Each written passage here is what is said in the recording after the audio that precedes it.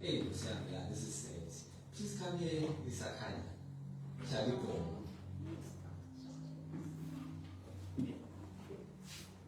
Yeah, I didn't want to do that.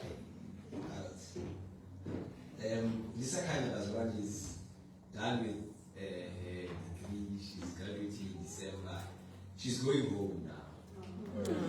I tried my tricks. You know about tricks, but she has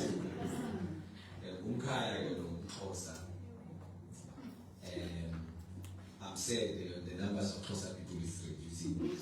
I don't know what take over the state. But she says she's coming back for her honors. Thank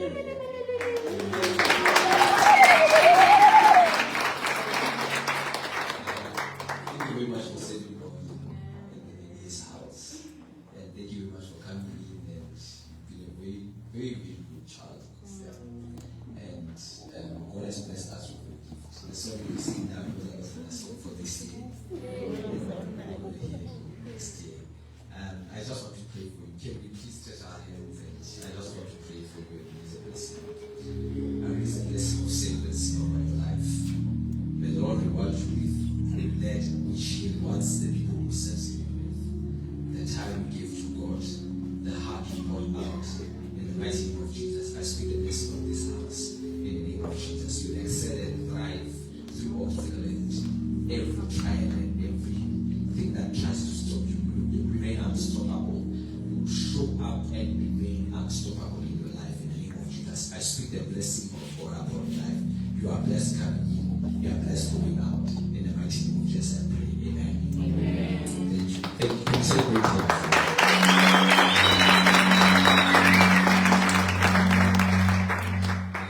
She already got her present from there. Oh, there's a video apparently. Media, I don't have time, you know, only have 1 hour. To our beloved sister, on behalf of the Apostolic Revival Center family, we thank God for the blessing you have given to us. Your kindness, humility, and love for God and faithful service have left a lasting impact on our lives. As we return to the Eastern Cape, we do not say goodbye, but godspeed. We believe the Lord is leading you into a new season, and we trust that His grace and favor will continue to guide you. We are grateful for your worship.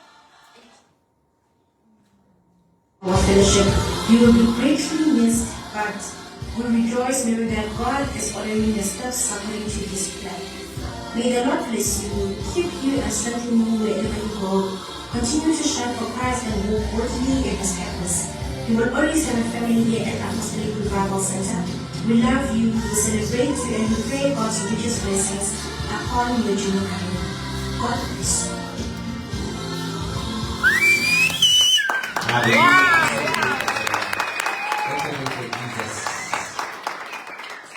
Lord, we thank God. Hey, goodbyes are very sad. Goodbyes are very sad. Hey, I'm going to my message. Don't worry, it's going to be nice. I prepared. For this, when I'm going to the opening on Tuesday. Also, Tuesday we are going to. What's the first guy? She's not here. Your mom, is she here? Oh, we are coming to that street, that side. Yeah, Puchas will release a poster about that side that around Kofifi, I think. Yes. So we are coming with the open air. But let's go and fetch more souls. Is that okay, Bazaba? Amen. Yeah. Also, can we please pray for souls continually, Bazaba? Is that okay? Amen. My last point now, the announcements. I struggle with inconsistency. When there's inconsistency, I get frustrated and confused. And there's so much inconsistency in our branding, how we put out the information there. I saw Mama asked me on TikTok, look, I you're first or one in the church. I want to have 4 people. A poster is 200 rands. And I want to have 4 people who are saying, so each person will tell out 200 rands a week. Am I explaining it well? So poster is 200 rands, right? So if we need 4 posters, we need 800 rands. So which means every Sunday we can always have a poster of what we're going to teach about and where we are and whatever thing there is. I'm building up towards the coming of Apostle Zoe. He was to come on a Sunday. So I'm building up towards his coming so that we can stay in that regard. So if there's 4 people who are saying, I want to pay for a poster, so which means in a month, you will take out 200 rands, and the next person will take out 200 rands, and the next person will take out 200 rands. I'm trying to move away from the finance team. I'm too involved in the church finances. So I'm trying to shy away from that.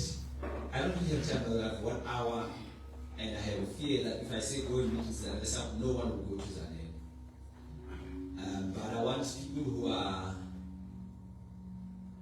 if you want to give towards the poster, please meet with Zanele. Zanele is the one who was doing offering. After church, meet with her and write your name and tell her what can you do that, so that from next week we have posters all the way through. Amen. If there's no poster, you must know that the person who promised did not deliver. Amen. The book of Psalm chapter number 50, verse number 10. The way we are making it, you guys are running.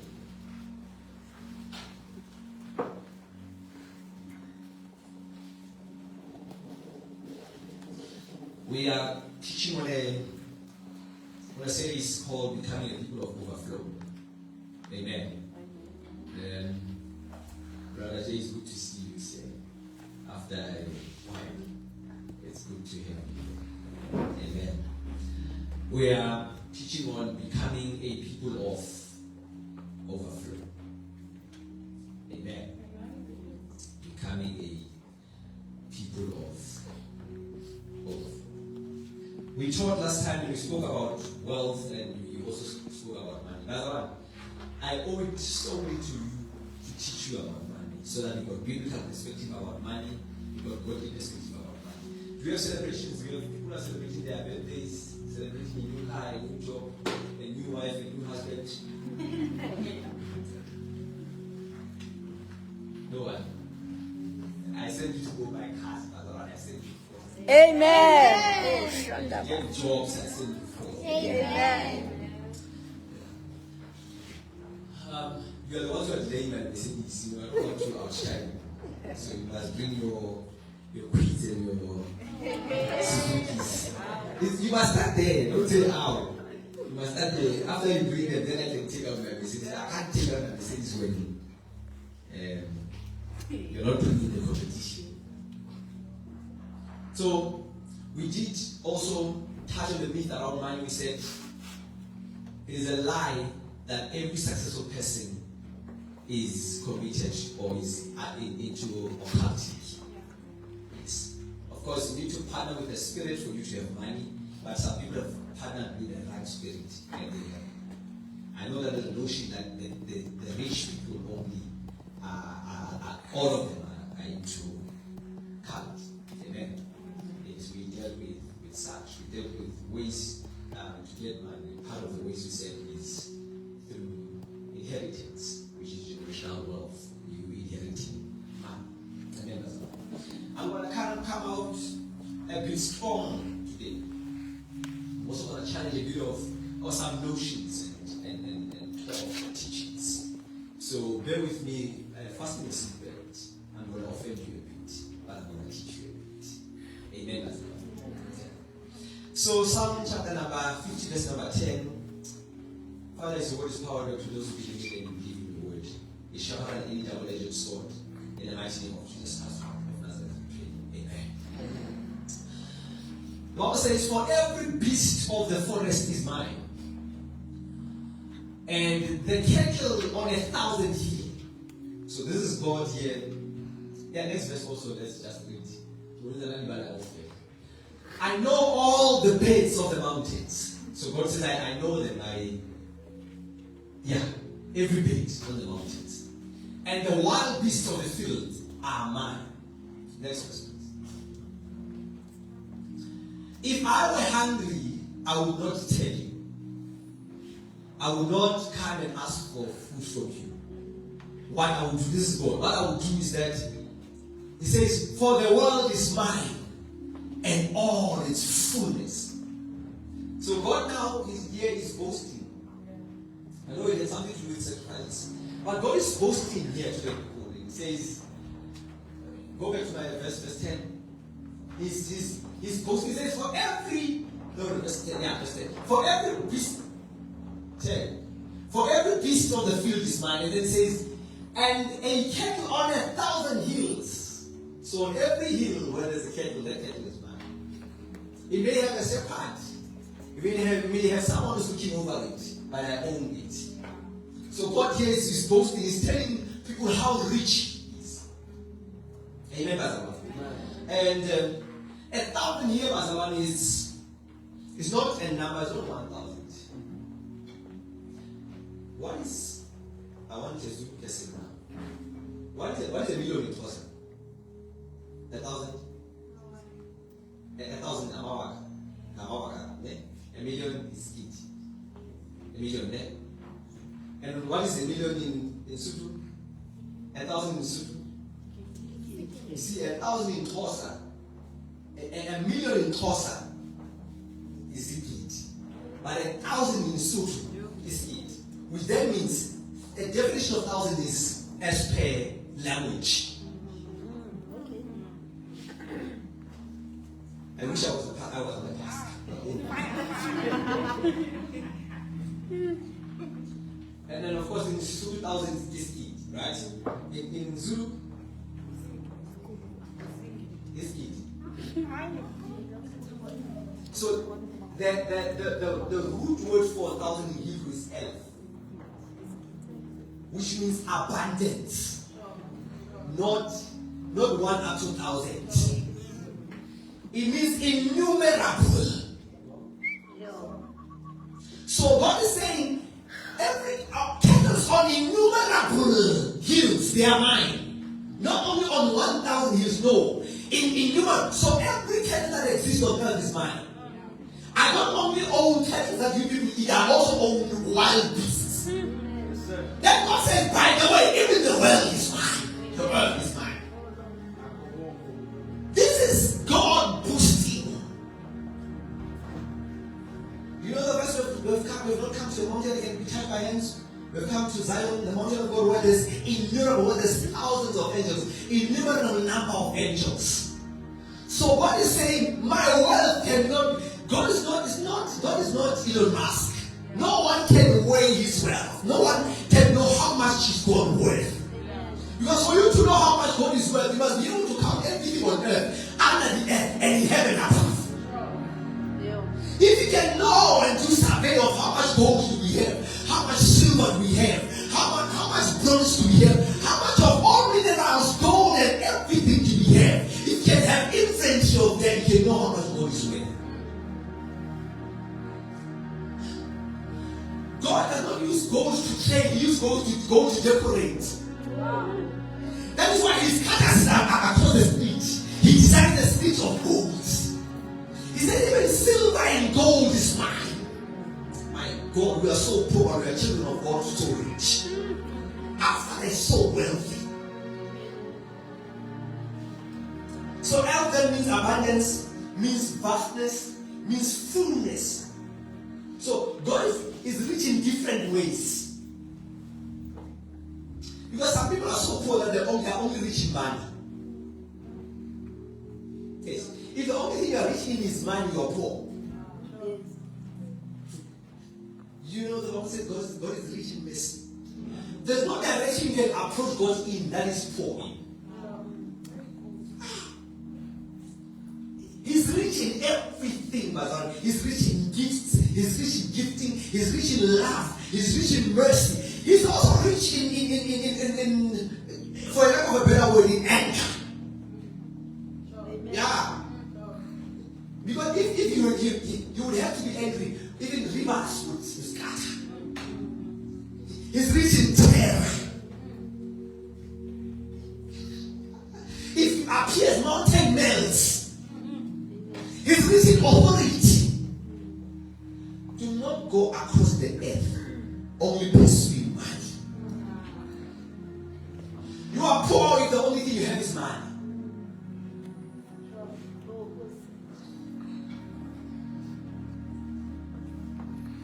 If the only thing you can boast about is money, you are so poor. So, God is rich in vastness, in fullness. He's got them cattle, innumerable cattle, in large quantity. Here's the saddest thing here about with God being so rich. God does not need food. He's so rich and wealthy of these things because they are yours. They are for you. They are not for him. Do you hear me, Pastor? God has everything in abundance, not for himself. He's not hungry. He never gets hungry. God never needs to do business. He says, when you ask of me, I'll give you nations. I've got nations to give. Nations to give. He's so wealthy in everything. And it's for our own good and for our own benefit. It is wrong for a Christian to poor. It's saying there's something they don't know. Can I say this? Your current state, your current financial state is a symbol of how much you know. Your money is equivalent to your knowledge. Your bank balance reflects what is in your head.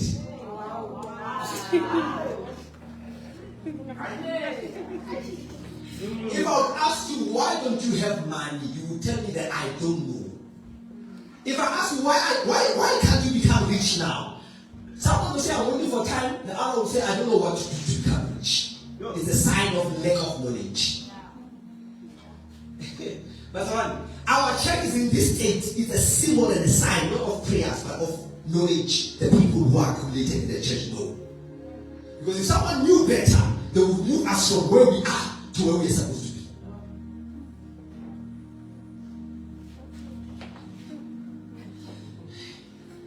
be. Elon Musk, his account is equivalent to his knowledge. Not his prayer life. By the way, prayer is not a way to get rich. It's not a way to be rich. Otherwise, the person that has in this church will be the wealthiest. People pray in this church. I'm telling you, we pray here. 12 people that were up. 15 people were speaking in tongues. Prayer is not designed to make people rich. You can have an idea to become rich while you are praying. But prayer is not a system. You can't say, the only thing I'm doing is praying so that I can be rich. When Caesar wanted money, when the tax collectors wanted money from Jesus, he didn't pray. All along he's been praying. He's been lifting up the bread, multiplying bread. When money is concerned, there must be a system in the way. Someone with knowledge where money can be found is needed. Amen. Amen. You don't have because you don't know. Amen. And I'm going to attempt today to give you ways and manners or things you can do for you to help. By the way, never chase money. Money is not designed for you to pursue after. It's designed for you to pursue after. Are you sure? Never run out of money. The first way we spoke about for you to get money is through sonship. Because your father is so wealthy, you must be born again. You must be a son to your father so that you can have inheritance. Are we clear about that? And I'm saying this because I'm speaking to believers. And I'm well aware that there's non-believers who have money. Yes, I'm well aware. I'm not really oblivious about it.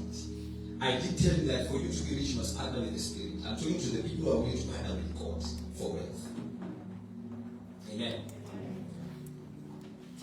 In fact, the sisters, I want to say prophetically, there's a move. God is not taking money from people in the world and bringing it to the church. God is bringing the people in the world with money and bring them into the church. Are we together? Nice cars will park at the churches. We have already started. Go outside and see.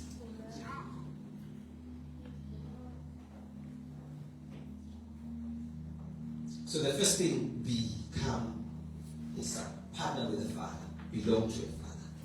God has got a covenant with Abraham that he needs to fulfill. So by virtue of the covenant between God and Abraham, you being a son of God, there's going to be money assigned to you. Please hear me. I'm not saying if you become born again, you have money. I'm saying if you become born again, you are subscribing to your inheritance. It puts you on a better chance. Right? And I know some of you are in this house. When they were preaching to you on the street, they said, "Come to Jesus, you'll be rich."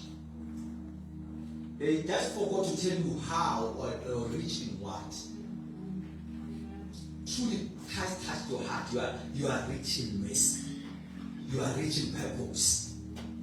But in as far as wealth and money is concerned, there's still some work that needs to be done. Amen. That's the first way. The second way is application of principles. Applying principles. Luke 6:38. Okay, let's start with Hebrews 7. Which one do I need? Well, after Luke 6:38 first. Luke 6:38.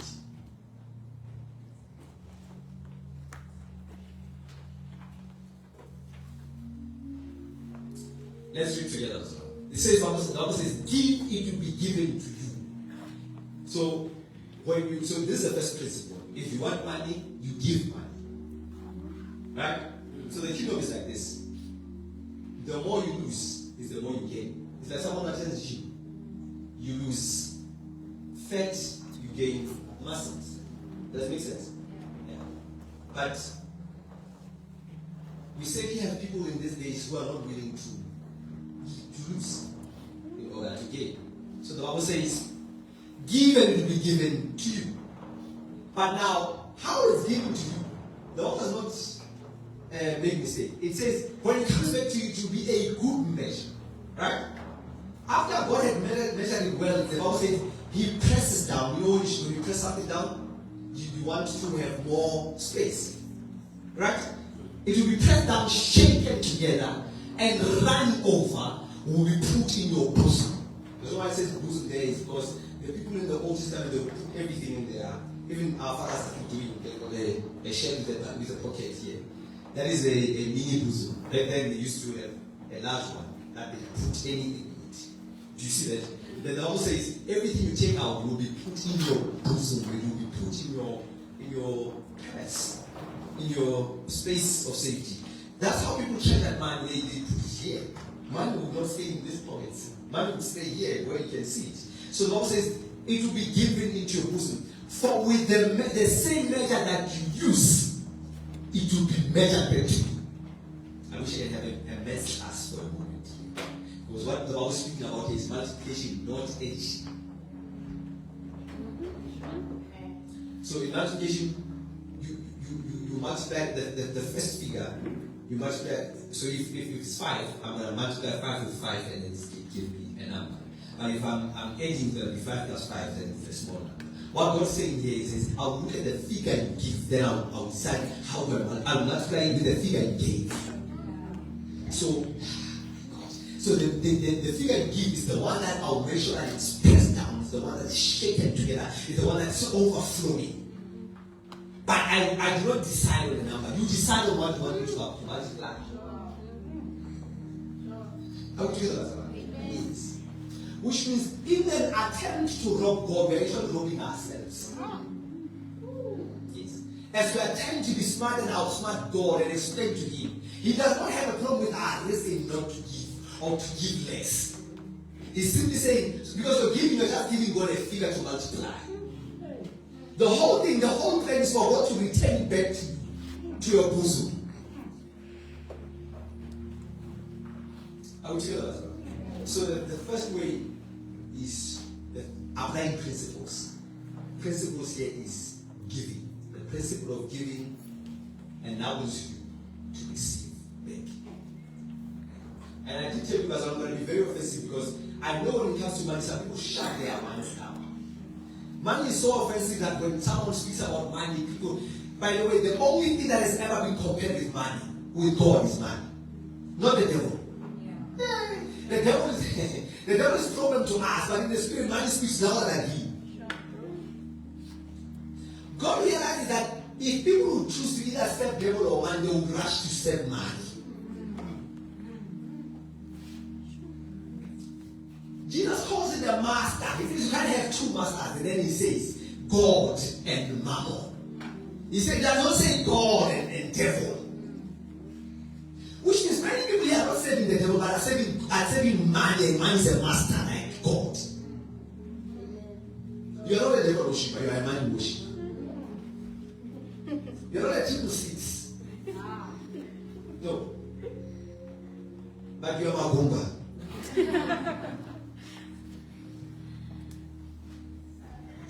Hebrews 7, verse number 8.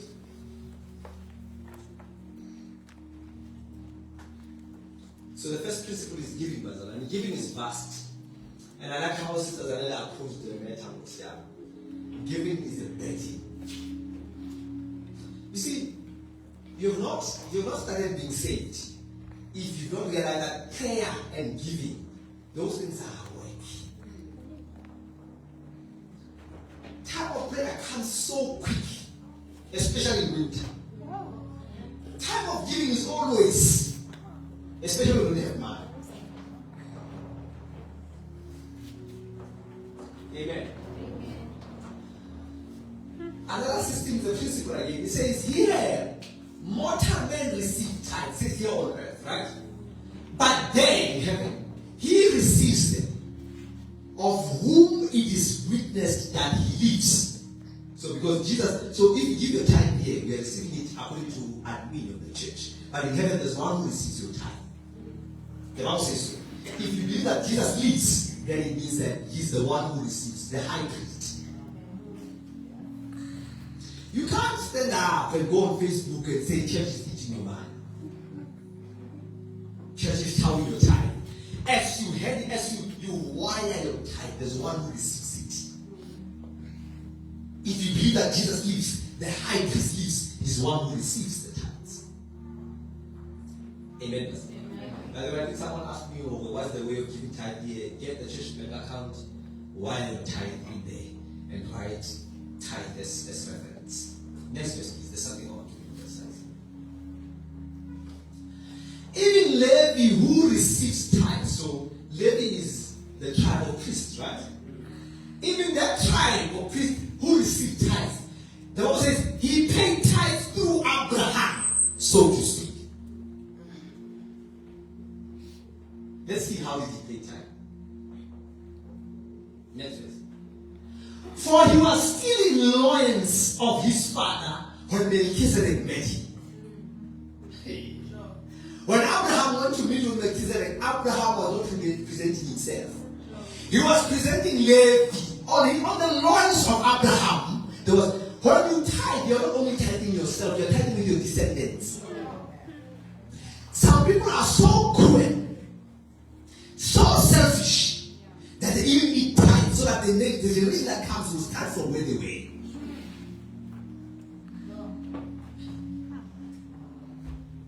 But if you tithe, it does not only chase away the locust and the cankerworm and the devourer for yourself.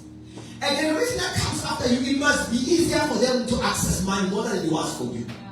It's because you went before God as you tithe. You're not tithe. By the way, if you decide not to tithe, you are depriving that generation that is with you. When Abraham showed up, Isaac was not born. And let me tell you, the promise of God was fulfilled in Israel, in Jacob only. It went through generations up until it got to Jacob. Only then Levi was born. 3 generations ever since Abraham was born was so great that they received tithe because their father went to Melchizedek with the tithe.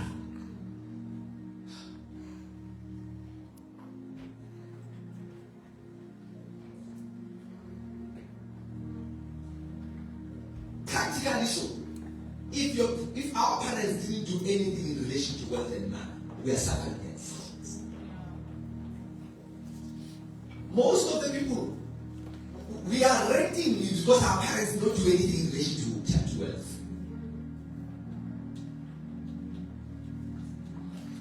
So their decision affected us before we were born. Now that we now work on something for ourselves and something for our children.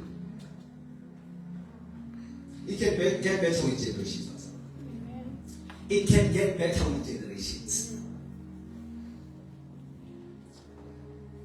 So the tithing issue is more spiritual than physical. We can have a system that helps you to pay tithe and send you SMSs and say thank you for your tithe and all that. After all, it's about you and your descendant.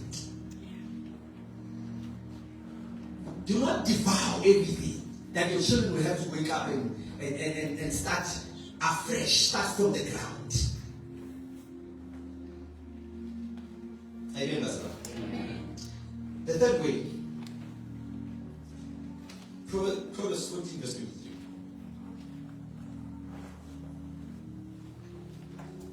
Proverbs 14 verse 23.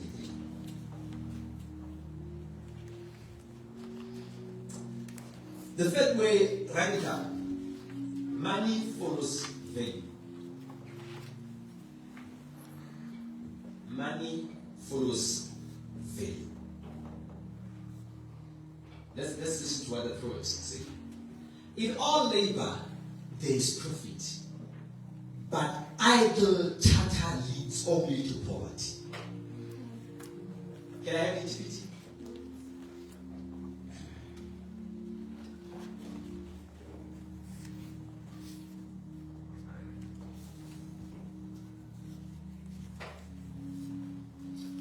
Quickly, my time is going now. If you work hard at what you do, great abundance will come to you. See, once you start doing something, you don't have to worry about witchcraft. God has to be committed to giving you something because He promised that if you work hard at what you do, because hard work is not only for non-believers. Then the Bible says, great abundance will come to you. What this means is, if you understand this verse very well, we can sell shoes, both of us, with non-believers. But I, as a believer, I must have abundance. You get it, Pastor? But merely talking about getting rich while living to only pursue your pleasures brings you face to face with poverty. Let me tell you what we are all guilty of here. Except it's just me. Have you not walked around and thinking, hey, how can I million if I account? And then you start spending that million in here, you start spending, and then you realize this million is too small. No, go make it 3 or 5 million. Because now you realize, after spending, you realize, hey, I didn't leave something for the church. I must give them a church 10%. God, make it 5 million so that I can give them 500,000. Is it not meaning? Then you buy clothes, you travel in your head. The Bible says, then brings poverty.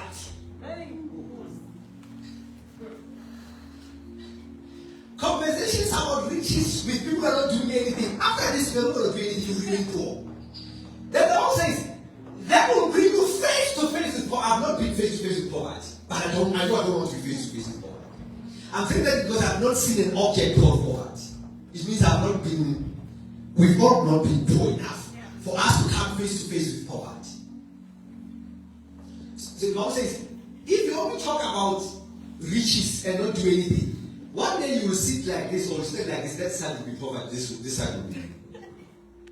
The only thing you'll be seeing will be poverty. That will be the moment you realize that I'm poor. Selling is a skill. And if you have skill of selling and you're not going to sell, you stand face to face with poverty. That's the one. Talking is a skill. You can make money out of talking. Teaching is a skill. Any form of skill you have, you must make it a commodity. Make it work for you. Some people have got skill to dress well. It's your skill. You just know how to dress. We can give you green, pink, and purple, and blue at the same time. Once you put them together, they make sense. It says to me you've got a skill. You either should be selling clothes, or should be a fashion advisor and give people tips. Come to us, give us tips to say, hold on, what do you have? Mix this with this, do this and then. Mazawana, you must, none of us here would say they don't have skill. Now, if you don't have skill, acquire skill. Get skill. And having found skill, make it a commodity. How do you know that? There's a man of God from somewhere. You guys don't know him. And I always talk to him to say, this skill is so good. But the problem is, it's not making you, that his Lord says to me, no, I love saving. And I love saving. That's what he says. I love saving. And I'm saying, in my heart, you've got skill. Make money out of it. Yesterday I was sitting with him, he was cutting me, we're no longer in the salon. He can do the same cut in the salon as he does in his house. But he's working for someone. He's making someone a millionaire and very rich and putting himself behind. Some of you, the reason why you're not getting wealth is because there's smallness in you. You must confront yourself, you are too small. You love poverty. Like there's a level of smallness in you, you are afraid to even start anything. You are scared, you don't want to attempt. You even when you think of business, you think of something so small. Even when you look at shops in the mall to do business, you're looking for a corner. You don't want anything to be away from the commissar.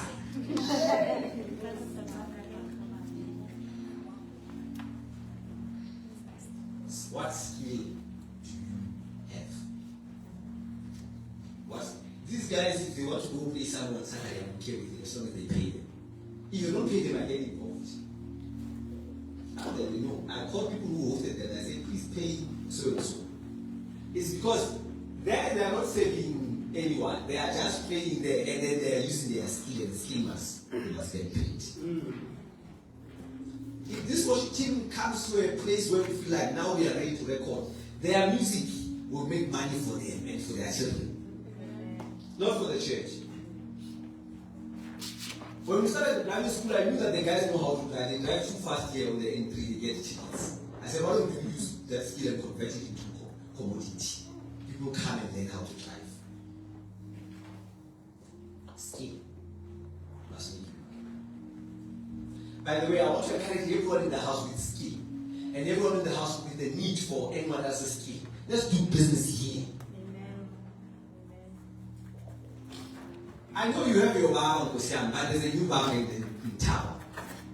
By the way, get your things right. Don't say you're doing nails, you're trying, and then we come there and then you do anyone's own affairs.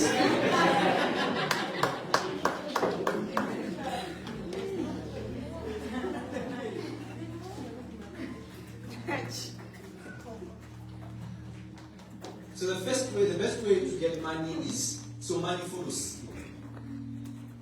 Go check your phone. You'll see that you've got mechanic 1, mechanic 4, builder 1, builder MTN, builder telco, welder 4, welder 3, electrician. It's because those things you need them. Yeah. You need them. You can't cross a month without spending money on someone with skill. You can't. You can't. And God has designed it in such a way that no one is multifaceted. No one can sew clothes while they are building houses, while they are. Even if you know how to do all of them, you only have 24 hours. Amen. Get skill. That's why washing dishes is the skill. Cleaning the floor is the skill. Washing blankets is the skill. None of us here can say I'm not working because I don't have skill. No. By the way, this is the primary skill that every African child is taught as they grow. Cooking is a skill. You are poor because you want to talk about riches but don't want to do anything. The Lord says work hard. Yes. At some point someone must come here and check and say, Apostle, I need someone who will clean my house. And then we call so and so to say, you know that. In fact, I'm going to go and write down the things that you know how to do and the things you want to do for man. Write them down. So that when there's someone who needs someone who do GST for them, we call you. Write the things that you're doing, and the other ones will say what they need, and then we start working from there. Amen, Pastor. Babysitting is a skill.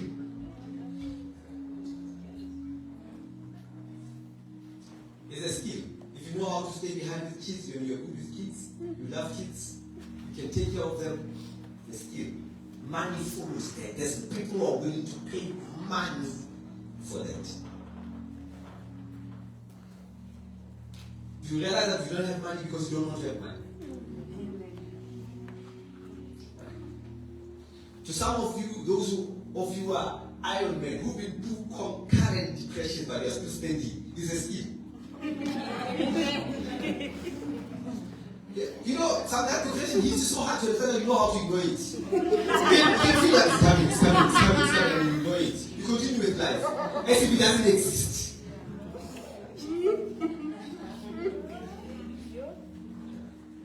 You can succeed, today, yeah, it's coming to me. So much I'm ready for it. As it comes, just wake up and be alone. And you check what was the depression, and it's gone. He says, you must teach people all these things. Write books about it. Do YouTube videos. Do TikTok videos around it.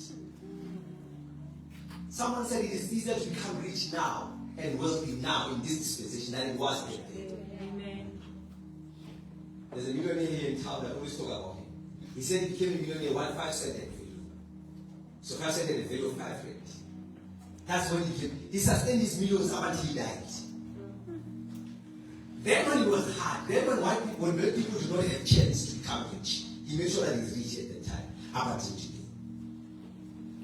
So we don't have a reason not to become rich. Have you not seen that someone can come and dance and drop his head and become a celebrity and marry someone else? Lousy small dance, but because there's a platform for you. There's many people who've been doing, it didn't take them anywhere. But today someone can come and stand and he's not even talking, he's just vibrating and dropping his head. And that's it. Some years back we were just falling on the ground and standing up, falling on the ground and standing up.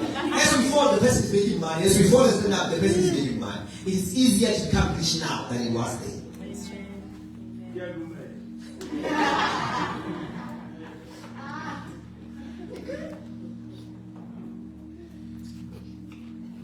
By the way, it is clear that we can never go through each day, or each service here at church without anything or anyone to say. Yeah. You can't go through the day in your life without having help from someone with a skill. You want to go to work? Someone must drive you. He's using the skill. Someone must pour petrol for you. All these things. Someone must sell food that was cooked on a skill, that the skill was used. So skill is a daily activity. You must find a gap as to where do you come in as far as skill is concerned. I know some people say, I don't know, I'm not a business person, man. I don't know how to sell it.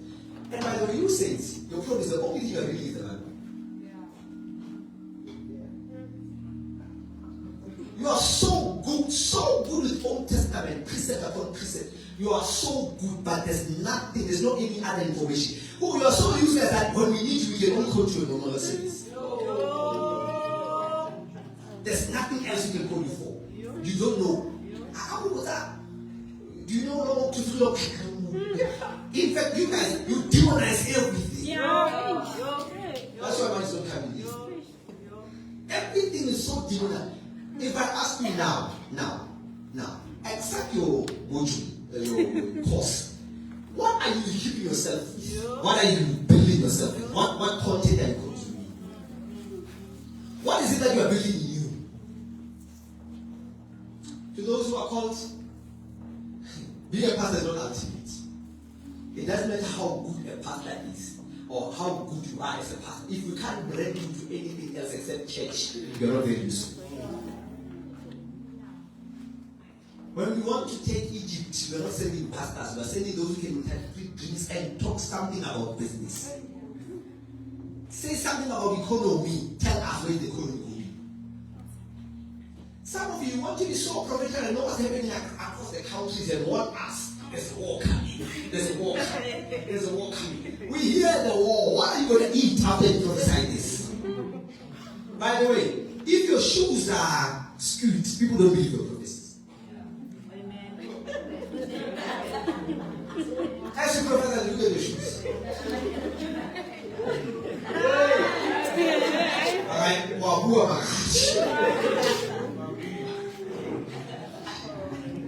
Hey, Bazawan. I'm telling you, give them. People don't want to do anything. Anything. All they want to do is wake up, prophesy, people must fall, and they go back home. They don't care of skill. They don't care. And there's a sad thing, Kosia. It's sad. So the guys who are being raised by single parent mothers, especially no fathers, you are likely to not have any skill. Ask me, I know. That's when you see the role of a father in a child's life. That's why if you have a child, commit it to a father, to a man who will be a father figure to them, not your husband, even the uncle in the city. You know, every time I do something with my hands, I feel dirty the whole body. Every time I touch something, I will see it in my hands. Once I touch something, I feel like I can't do something. That's because I've not had a man who says, let's go get dirty. The only time I knew how to use, there's something they call a dead man switch or a jigsaw. I mean, shit, I kind of was the limit. I saw you cutting this game. But if I had a father, if my father would do that before me, I would see that there's nothing wrong with this. Let me tell you, some people lost their retirement funds. How they're making money today, they went back to what their fathers taught them, how to fix cars. They fixed cars, they went and worked and they lost all their money for particular reasons. But what they did, they went back to what their father taught them. They said, this is what my father told me. Some ladies here, they were taught how to sew by their grandmothers. Those things that were wool knitted were not relevant then, but now they are making money. Amen. You can knit few heads, make website, make it trend. Give it to one influencer, then influencer makes it trend. It becomes a brand. We are going to buy a head for 1,000 rand.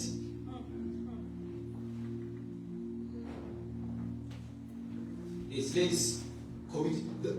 It can't be that the only thing you teach your child is how to drive. It can't be. Teach them, commit them to a skill.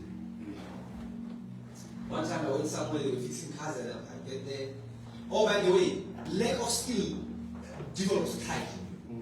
It makes you think that you are smart. It makes you look at people who are working with their hands and they are not. I would get there, my age mates were being taught how to fix cars.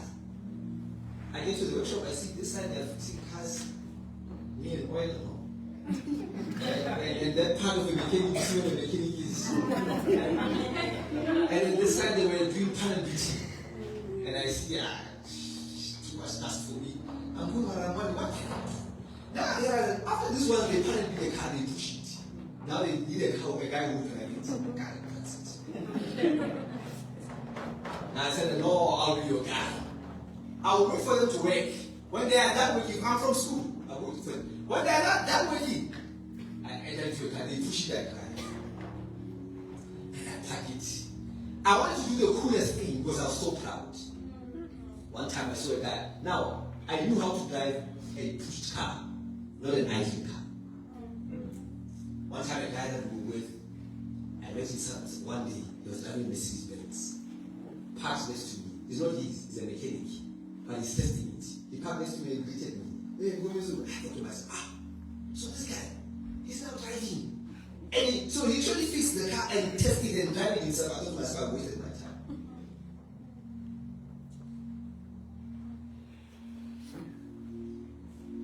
It is not true. In fact, even people who are working in the office, they are using it skill.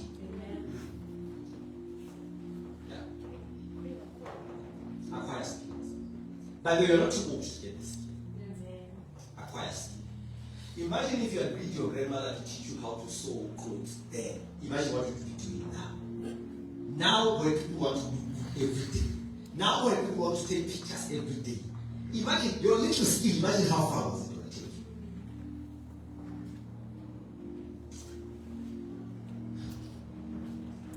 you. If you work hard, And what you do, great abundance will follow, will come to you.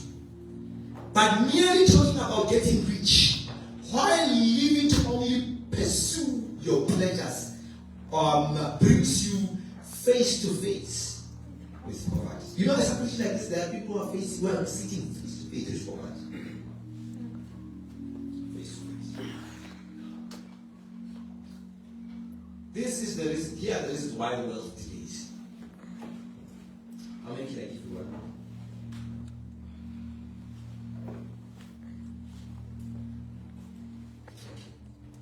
The first reason why wealth delays is because of greed.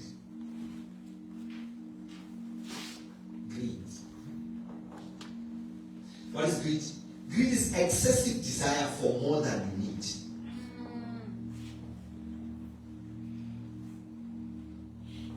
Yeah, you excessive desire for more than you need. It's greed. But hard work is not greed. Working hard every day is not greed. But greed is when you desire and long for more than you need, not more than you have, more than you need. You should long for to have more than you have. It's okay. It's okay for you to want to have more than you have, but it's wrong for you to want to have more than you need. So the reason why people don't have wealth is because they are greedy.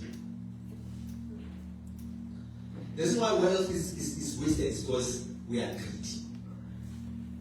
I was going to speak about different mountains that exist here on earth. But the reason why South Africa is where it is because at some point, South Africa had great leadership. If you are here in your home, you can't afford to be greedy.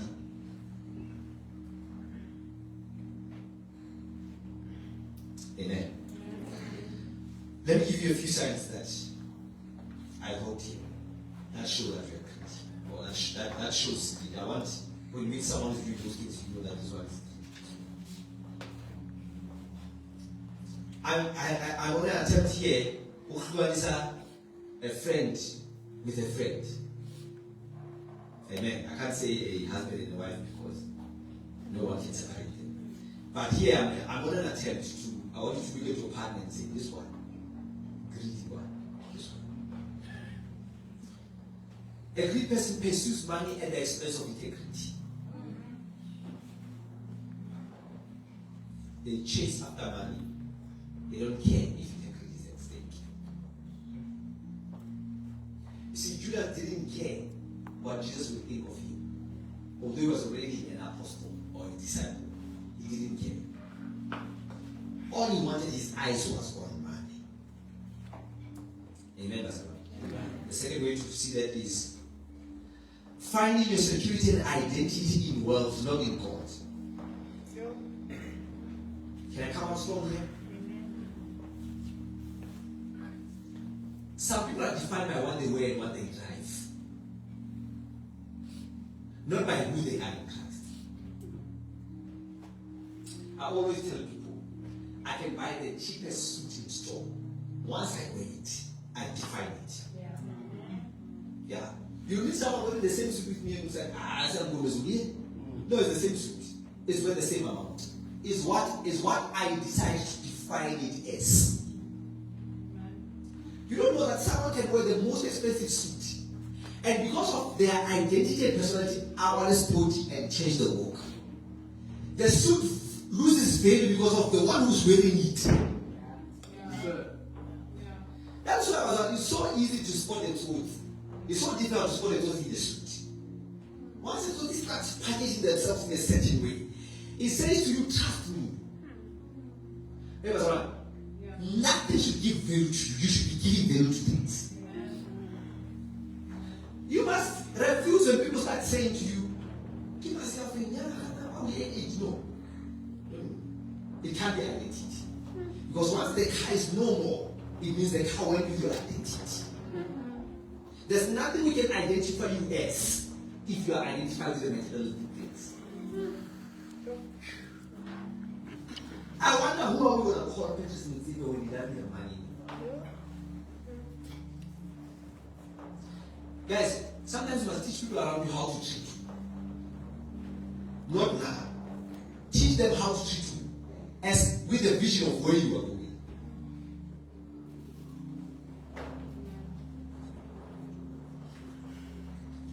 A greedy person allows materialistic things to define their identity, not God. Now that we have phones here, I must have a better one. Because you think the phone is giving you a platform somewhere, it's giving you a space somewhere. Every time you want to enter some space, you must do something bigger than, if people are wearing white, you must wear black. When we were back in school, our pets were navy. And people would wear dickies and whatever the name is. Hey, there will be those guys, man. Those who want to strike relevance are going to go to La Costa and wear La Costa pants and come to school. Some people are so poor and so low in their self-esteem that the only thing that can boost them is what they can buy.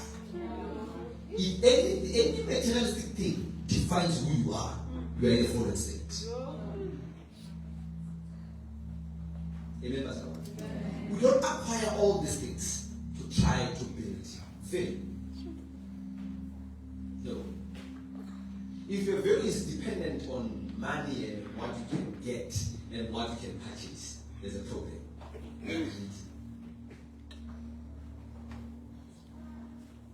That's why, even if your job is not that high-class job, the moment you understand the one you are subscribed to, Christ, your identity, hey, my God, you do great exploits.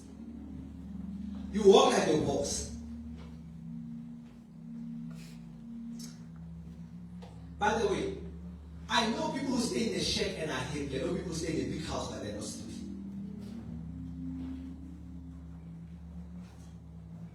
And I also don't condone that you move out and stay in a shack because you want to. Here's another one for the young people now. Haggai 1:4. This is another sign that you are greedy. Are we going well, Pastor? Yes. Are we learning? Amen. Haggai chapter 1, verse number 4.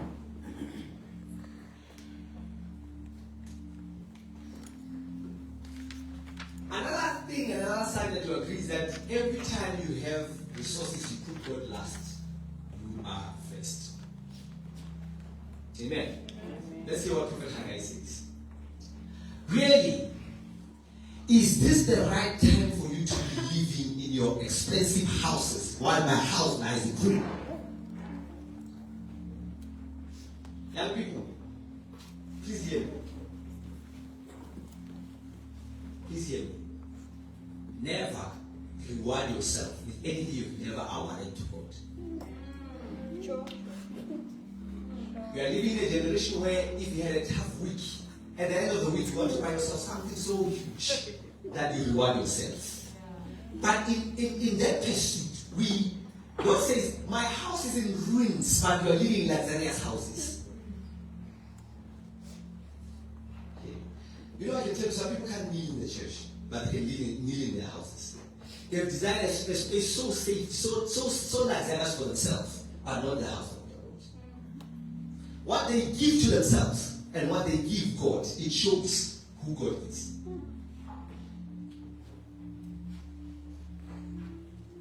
You know they've got air fryer, digital microwave, AI washing machine. Yeah, and I'm doing this because I know the dispensation I'm preaching to. I know that young people are you are so quick to attack. That's why I put in this scripture. You are so quick to find this. The church wants your thing. It wants your things. What I'm saying is, if you can't give it to God, but you're only giving it to yourself, you are greedy. Yes. If you ask someone what do they want, God had to deal with my heart. Now what I long for is the most expensive sound. But see, really just get oh.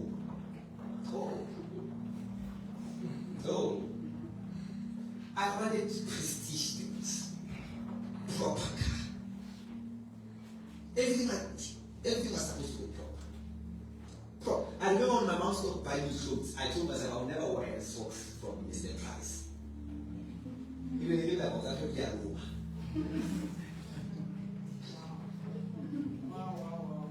Yeah. You know, there'll be a moment where I'll just take stock of what I'm doing. Yeah. It's when you realize that a man can spend so much on themselves but so less in God. Let's be honest. How many times do you receive money and think what's missing in church before you think what's missing in my house? How many times do you receive money and think is the church rent paid as I'm paying my rent? If you're here and you think I'm trying to collect money for church, by the way, this service is not even designed. After this, it's not going to ask for offering. It's not designed to lead you to give no. I'm just teaching my mind. But I want you to hear me. If you want to own a house at your age, tender the business of God. God will tender your business.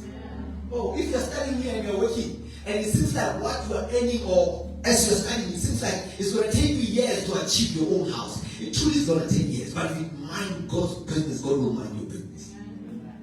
How come we think that I should go to school, do 4 years, and do this and do that and do that, and after 10 years take a bond and whatever things? Let me tell you the most shocking thing. Someone, I think the story that you guys know of this time. A millionaire was moving from South Africa. He was going to stay in America, I think.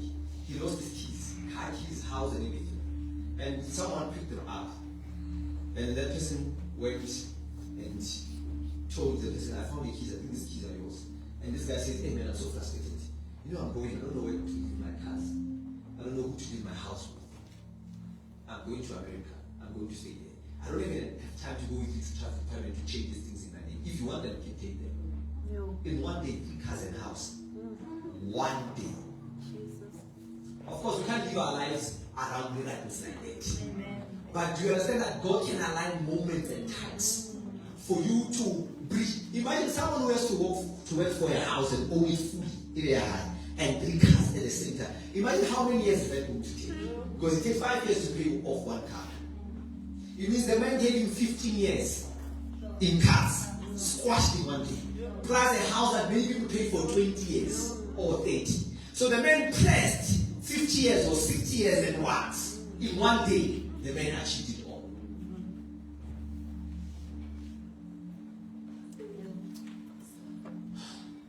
We are living in an era and a time of where selfishness and self-centered things are so high that God doesn't matter with you. I bet you, go to history and see people who put God first, who built God's house, what happened to their lives, what happened to their children, what happened to their children's children. Young people, this is a key. Mind God's business. God will mind your business. The only investment you can make in your future, it can't be your efforts. You can't depend on your health, on your well-being, and on your mind for you to achieve things. There must be spiritual assistance. I'm giving you a key. Mind the business of God. Hey, mind it, Pastor. Your house smells so nice, but the church is God's smoking now. Because everyone was doing things from their level of ability, from their ability. You know, you can't buy something, but you can buy air fresheners. You can purchase them. As you are doing your close up, you are thinking, their church has sold this and this and this. Maybe we didn't end this. By the way, just so that you are aware that I'm not trying to accumulate something for the church. Do it even for any other church that believes that it glorifies Jesus. Yes. Let's not centralize that around ARC. Let's put it at the body level. If there's a church that you're passing by and the grass is so high, hire someone to cut the grass there in the church. I'm trying to help you, for you to see that we're not trying to collect money here. I'm trying to give you keys that will bring you to life. It's so quiet and so nice. I'm left with one here.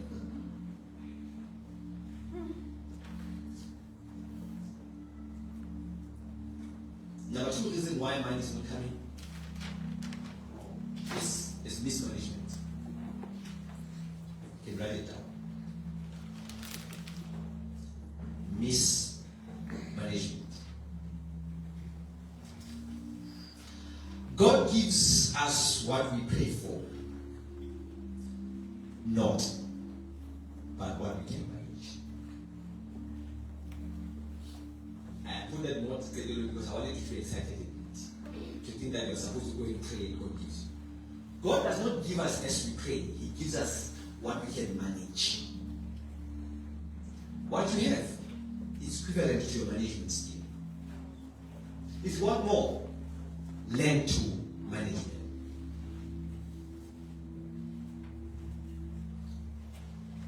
Learn to manage well. That's right.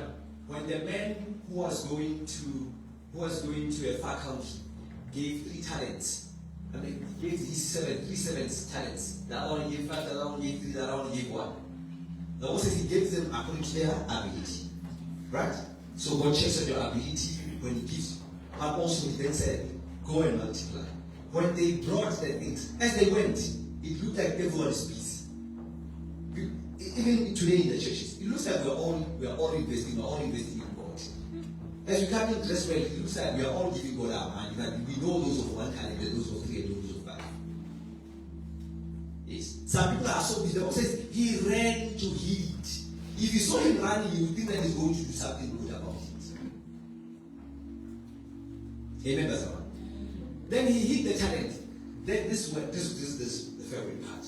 The man comes, the master comes, and he does inventory. He says, how much do you have? How much do you have? How much do you have? And then he takes the one from one who did not multiply. He takes it and he gives it to one who got 10. The one who got the best. Because this one manages well. So rather take from the one who can't manage to the one who can manage. Be honest with yourself. The flow of finances in your life stopped the moment you mismanaged. Some of you are waiting for the next season. You messed up in the last season. I will tell you that. Yes. Many people messed up when God started. By the way, God never gives you resources for yourself. He gives you resources for the kingdom, for Him to multiply Himself. I'm not saying don't buy shoes and clothes for yourself. Do that. But there must not be a priority. You know, sometimes you have 10,000 in your hand. And you spend it, and you are thinking, you know, I'm going to give church 2,000. Make an example. By the time you are done with the money, you are left with 200. You're all negotiating in your heart. Oh, wait. I wanted to give them 2,000 because, yeah. Even this 200 is short because you also don't have that. No. And I think you should have given this to. Have you not seen that? No. You see, if you are a tender premier, you'll be arrested by now. Some of you, when you get to heaven commission, you do something like that. You look at the amount that was given to you, and the things you did, you'll be shocked. God is seeing a family that's so hungry somewhere in your area and even helps you, and He puts a burden in your heart. You just don't have money. After 2 months, you have money. And you only remember as you are passing with the text, you go, and I was supposed to buy them grocery.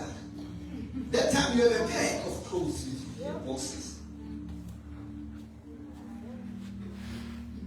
I will tell that. We must, mismanagement brings mistrust. The spirit does not trust you. Some of you will take years to go back to the trust of millions that God had trusted you because you mismanaged when you trusted. I hope this teaching is saying to you, you are not only to give whole money to the church or anywhere else. You are to manage well and find balance between what you are supposed to do for God and what you are supposed to do for a living. Because God cares of what you wear. He cares of what you eat. Amen. Decide your heart. Why do I want money? Be honest with yourself. Why do I want money? Many people then think that solutions to their problems is more money. More money will bring you more problems. If there's mismanagement, more money becomes problematic. I suggest that you work on management on your 100 rands. Get 100 rands, take out 10 rands, give time, use 90 rands. Start there. It will not start working when it's now 100,000. It is difficult with, by the way, the first principle of time is to deal with greed more than chasing the cacao. is to see if you can prioritize God. That's why I taught in this house that the best time to take out time is before anything. Once the money lands, take out time. You are training your heart. I will tell you that's right. You are training your heart. It has nothing more to do with, I know you want blessings and all that. Let that not be primary. What must be primary is God must have my money before I have my money. Someone said, God wants to have money, he just doesn't want money to have you. Because some people, the moment they have money, money has them. It determines where they go next. What do they think? What do they eat? When do they eat? How do they eat? When do they pray? Whether do they pray or not? Well, we don't know how difficult it is to pray without money. With money. The sincere prayers that you're making and crying is because you're broke. Once money lands, you pray in the bends. I'm hitting it. I'm telling you. Your altar will forget you. People will stand, they pray steadily. They are on a rush. You pray in the mall. They're just like, then you only pray about something that something is exploding now.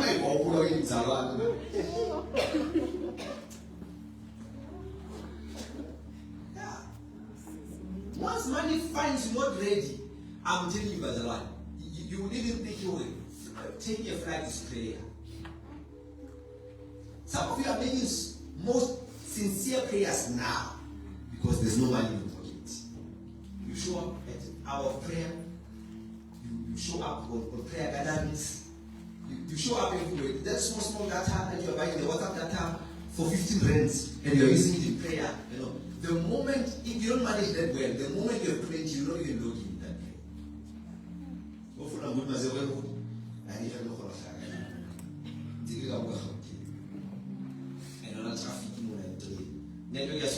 You know what they say?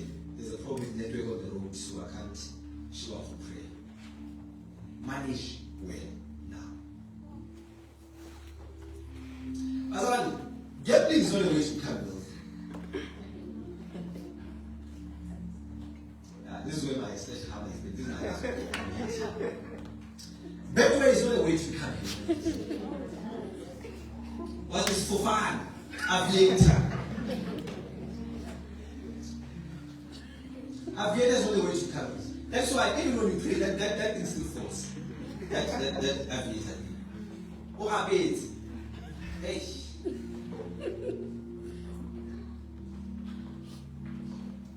Lord chose not the way to become wealthy.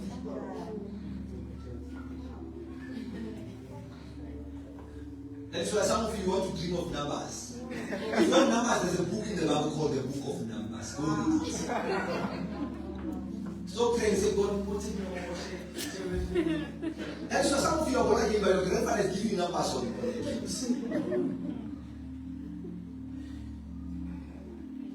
There's a whole book called the Book of Numbers. To the people who want numbers, go read the book. Well, it's not designed in such a way that you don't do anything, but you get paid. That develops good and lasts for money. Because in gambling, you just buy a voucher, bet, or chips to with a private, and then from there you walk out. You have 1,000 hands. Let's be honest. With this betting thing, you can't pray. Don't try me. I know it. You can't pray successfully when there's a bet you're putting somewhere. As you're praying, even if it becomes a prayer point, God can at least help that score balance. If you have a pastor who's betting horses, you are in danger. If you are a leader and you are praying that way, the people who are leading are in danger.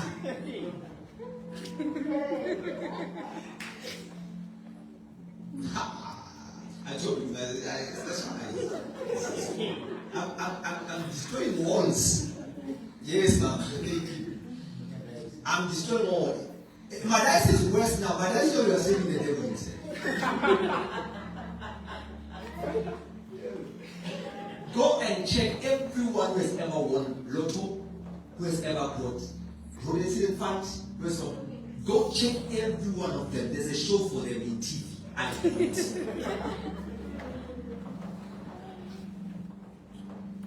It's because a large sum of amount lends and there's no management. 90% of people who get wealth are mistake. They grow in a mistake. You tell the child, you need 2 million, and the child looks at you and looks at their shoes there and thinking, I'm your hand again. So the child says, tell me, so you had 2 million rent. When a car is worth 300,000. Because back then, even now we're judging our parents because the car was 1.5.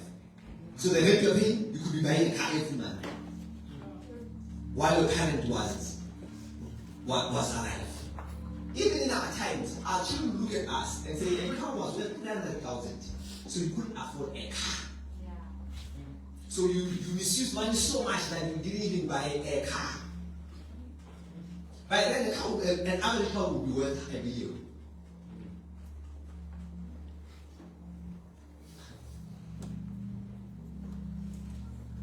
So I know you're gambling. I know you're trying this life thing. But it's not the way.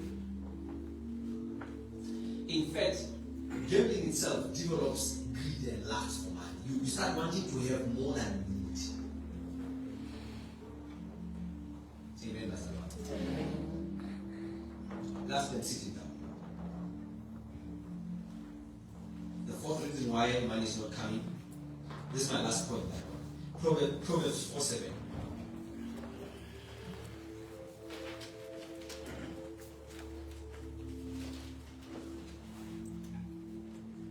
Time up, Pastor.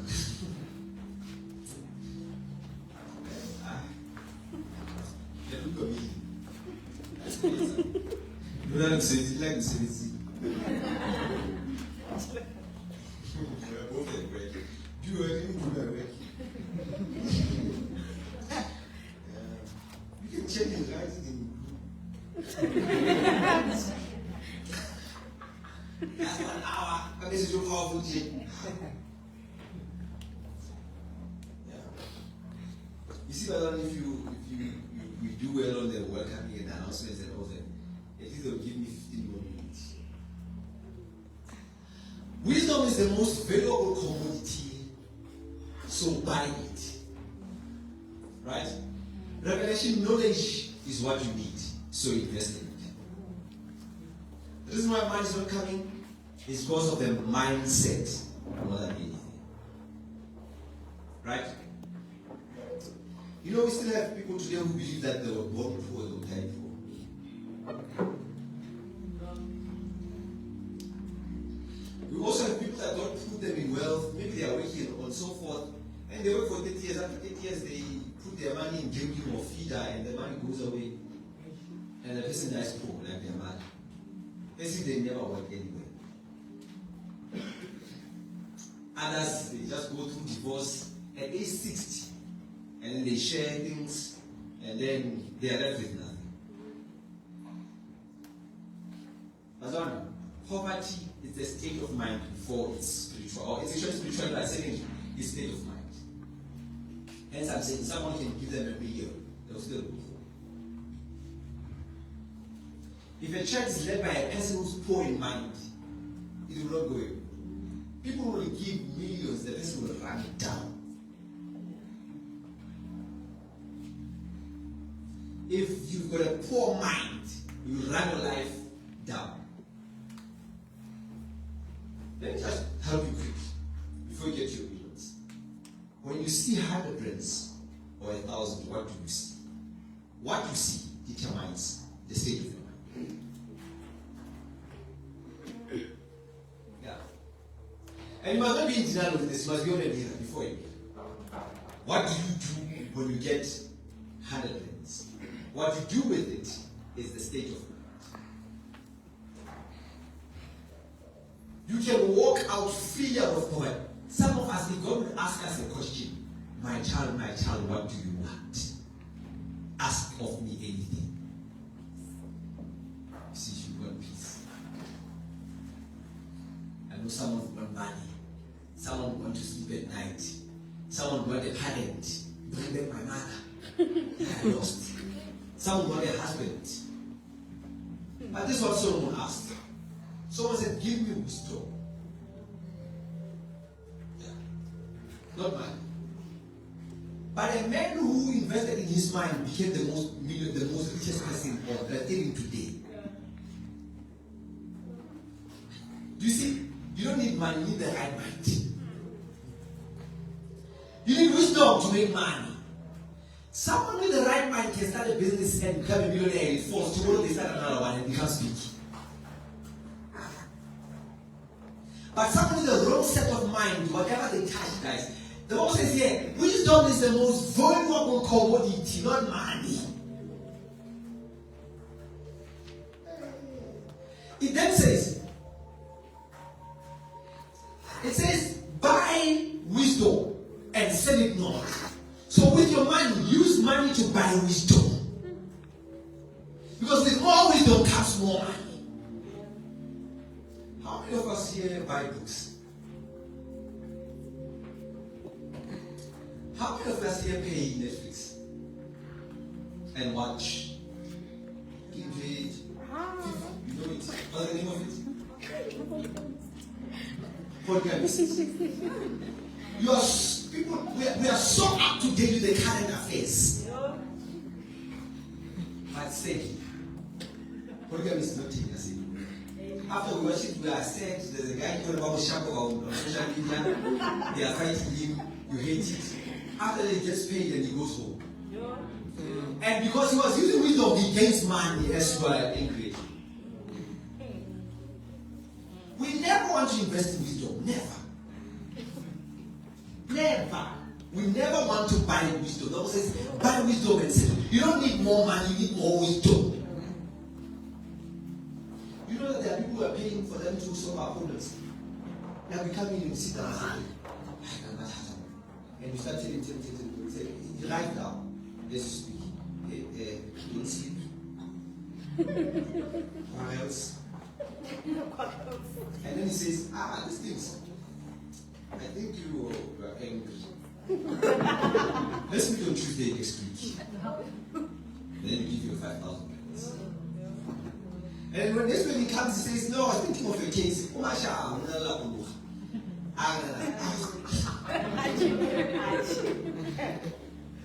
I looked at your problems and I think your problems. Where is your father? And you cry. As you cry, the wisdom is ministered and money is leaving. I can tell you for free, many people can spend a lot to try to get their lives together. No, to try to get back to the 15-year-old them. Buy wisdom and sell it. Now says it's a valuable community to buy. So by it, revelation knowledge is what you need. So invest in it. This is Solomon, the wisest man, says, don't invest in money. If you want the Queen of Sheba to come from wherever she is with gold and silver and all that, she must hear of how you solved a case by wisdom. Someone must suggest you. Some people call me, you guys counseling. And I'm thinking, counseling is for free, do it for free here. But you see, there's people who want to pay for it. Buy wisdom and sell it not. Don't sell it. A man who stood, Solomon was still going to be wealthy. Anyway, if he had asked for money from God, God was going to give him endless money. But he knew, I want something that will attract money. More than trying to do, because if God gives money, I must pursue money itself. Hey, Basara. Can you say no, Nafi, Basara? My time is up. They told me polite.